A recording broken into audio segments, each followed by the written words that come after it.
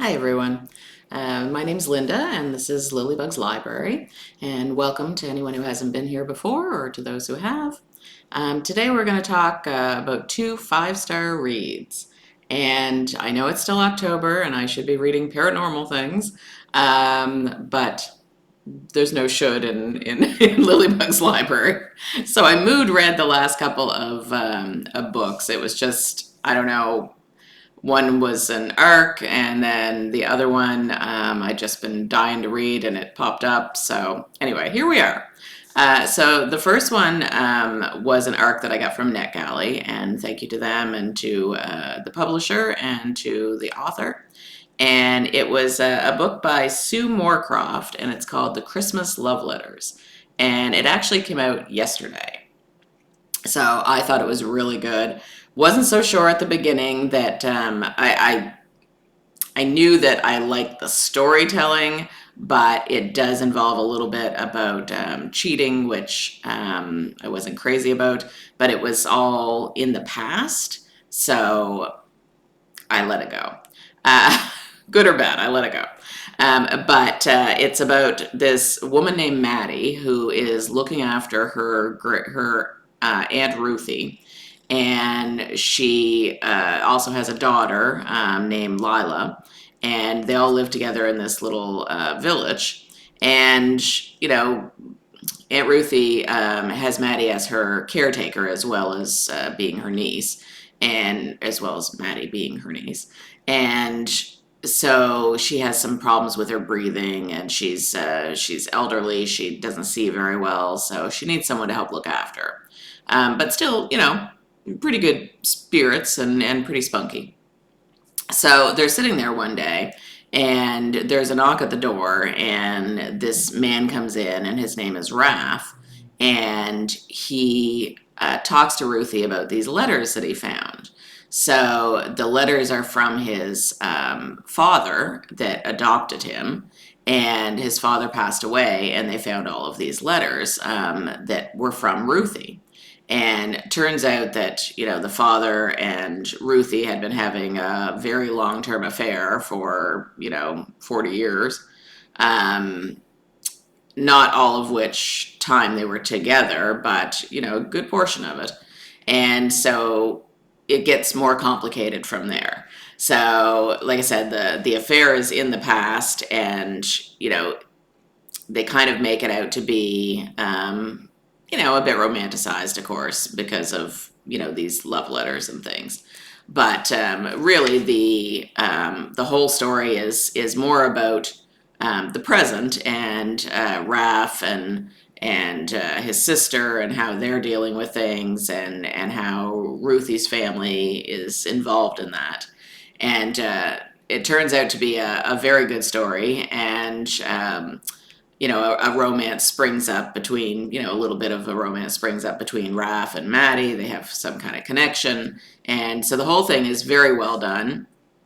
First time I've ever read anything by Sue Moorcroft. I went looking her up afterwards, and it was like, okay, so she has a ton of books out there. A lot of them are Christmas romances, so I'm kind of anxious as it gets closer to Christmas to go and read some of those, because I do really like her writing style, and I thought her characters were really good, like very much fleshed out, and you really get even the secondary characters. Like it turns out, like Maddie's best friend, Heloise, she was, you get to know her really well, certain people in the village. So there's a lot that's going on, and Maddie herself has a very complicated life. Her, not really her ex-husband, but her husband that she had Lila with, he disappeared into the snow one night and hasn't been seen in 7 years, and so they don't know if he fell off a cliff or if he just took off or what happened. So she also has that kind of hanging over her head. And Christmas time always kind of brings that up because it was, in the snow and everything that he disappeared. So all in all, anyway, great read. Would totally read more of her books, and I give it 5 out of 5. So the other book I read I've been wanting to read for a long time, and I don't know, it must have come up somewhere to bring it to my mind. But it's a Julianne Lindsay book, and it's the first in the Cider Shop Mysteries. It's called Apple Cider Slang, and I absolutely loved it. I've discovered anything Julianne Lindsay writes, I would read. So this one is about this woman named Winnie who is running Smythe Orchard with her grandmother, and they've run the orchard together for a long time. But now Winnie has decided that she would like to take it one step further and bring in some money during the winter. So they've decided to open a cider shop and have Christmas at the orchard. And they would have people sample their different ciders that she's created. They would do sleigh rides, some Christmas games, that sort of thing. And anyway, they're really excited about it and getting ready to do this. And she just needs, she's hoping to get a loan from the bank and kind of really get this off the ground. But as they're still doing the orchard tours and things, because it's not quite time to close yet, one day her grandmother is out taking people on a ride through the orchard on the wagon, and this neighbor of theirs comes running up, and she starts, yelling at Maddie, like, "Where's your grandmother? I need to talk to her." And anyway, she tells her, grandmother's not there. She's out on this wagon. So the woman gets ticked off and she goes back home and says, like she'll talk to her later. And she's a very crusty woman. So, Maddie doesn't know, no, not Maddie, Winnie doesn't know if she's mad at her grandmother or what's going on, because this woman apparently causes a lot of trouble and is often mad at everybody. So anyway, it turns out later on, of course, the woman is found dead, and dead in some part of the orchard in one of the outbuildings. So of course the grandmother is blamed for this, and because they'd butted heads in the past, but so had half of the town. So it's up to Winnie to try and figure out how to clear her grandmother's name and to kind of get things back on track before the whole winter is gone and they never manage to get this cider shop up and running and make a little extra money. So of course, there's a handsome sheriff in town who is a little crusty and not too happy about Winnie getting involved in all of this. So it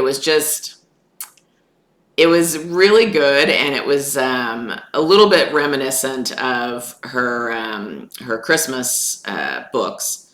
So I wasn't unhappy with that. I love the Christmas books. I think she's, done a terrific job with them. And she publishes those under Jacqueline Frost. And these ones she publishes under her own name, Julianne Lindsay.